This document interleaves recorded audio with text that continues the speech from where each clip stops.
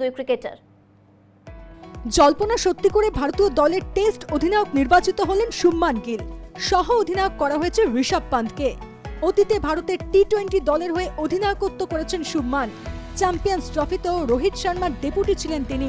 সেই শুভমান গিলকেই ক্যাপ্টেন করা হলো। নির্বাচক প্রধান অজিত আগারকার সাংবাদিক সম্মেলন করে ইংল্যান্ড সিরিজের জন্য দল ঘোষণা করেন। বিরাট কোহলির উত্তরসূরি হিসেবে জেন ওয়াই এর ওপর ভরসা রাখল নির্বাচক কমিটি।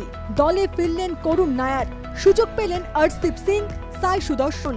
এছাড়াও সুযোগ পেয়েছেন বাংলার দুই ক্রিকেটার আকাশদীপ ও অভিমন্যু ঈশ্বরান। তবে দলে জায়গা পেলেন না মোহাম্মদ শামি। স্কোয়াডে শামির জায়গা না পাওয়ার কারণ হিসেবে ফিটনেস সমস্যাকেই তুলে ধরেছেন নির্বাচক প্রধান। ইংল্যান্ড সিরিজের নয়া অধিনায়ককে কঠিন চ্যালেঞ্জের মুখে পড়তে হতে পারে।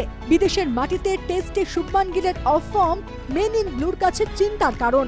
জুনের 20 তারিখ থেকে শুরু প্রথম টেস্ট। আকাশ বার্তা।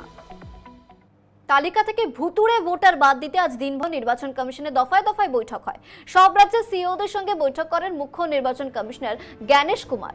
ভুয়ো ভোটারের পাশাপাশি একই ব্যক্তির নাম যাতে দুই কেন্দ্রে না থাকে সে ব্যাপারে রাজ্যগুলিকে সতর্ক নজর রাখতে বলেছে কমিশন।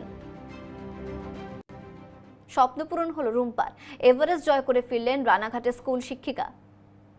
নদিয়ার মুকুটে জুড়ল নতুন পালক। এভারেস্ট জয় করে নারী শক্তির এক জীবন্ত উদাহরণ হয়ে উঠলেন রানাঘাটের রুম্পা দাস।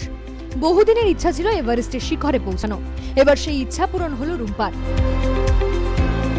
এবছর 31শে মার্চ যাত্রা শুরু করেন রুম্পা। 1 এপ্রিল পৌঁছান কাঠমান্ডুতে। 4 এপ্রিল থেকে শুরু হয় তার ইচ্ছে পূরণের লক্ষ্যে পথ চলা। 14 মে 4 নম্বর ক্যাম্প থেকে রওনা দিয়ে 15 তারিখ এভারেস্টের সর্বোচ্চ শিখরে পৌঁছান তিনি। এভারেস্ট তার 13তম অভিযান। এর আগে ছোট বড় মিলিয়ে 12টি শৃঙ্গ জয় করেছেন তিনি।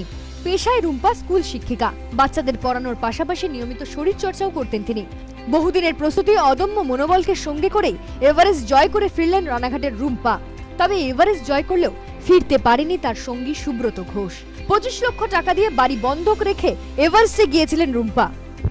আমি এই বছরের এক্সপেডিশনের সিংহভাগ মানে 25 লক্ষ টাকা আমি আমার বাড়ি বন্ধক দিয়ে লোন করেছি। মানে আমি আমার হাজব্যান্ড তার নিজের বসত বাড়িটি বন্ধক করেছে এবং বন্ধক করে আমাকে 25 লক্ষ টাকা তুলে দিয়েছে এবং আমি সেই টাকা দিয়ে এক্সপেডিশন সম্পন্ন করেছি। তার এই জয়ের পথে পাশে ছিলেন তার স্বামী। রুম্পার এই সাফল্যে উচ্ছ্বসিত 8 থেকে 80 সকলেই। আকাশ বার্তা। ভারত পাক যুদ্ধ পরিস্থিতি